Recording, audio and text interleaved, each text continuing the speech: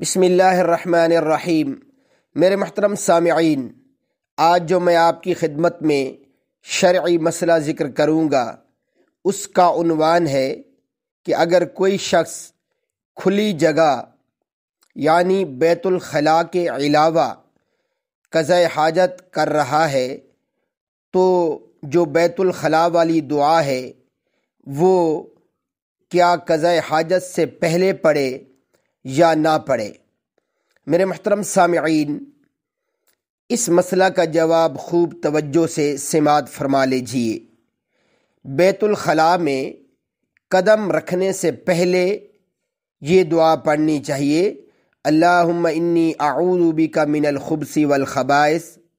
اور اگر کوئی شخص جنگل میں یا کسی کھلی جگہ میں جو ہے وہ قضاء حاجت کر رہا ہے تو اسے چاہیے کہ ستر کھولنے سے پہلے یہ دعا پڑھ لے: اللہم انی اعوذ بک من الخبث والخبائث۔ وآخر دعوانا ان الحمد للہ رب العالمین۔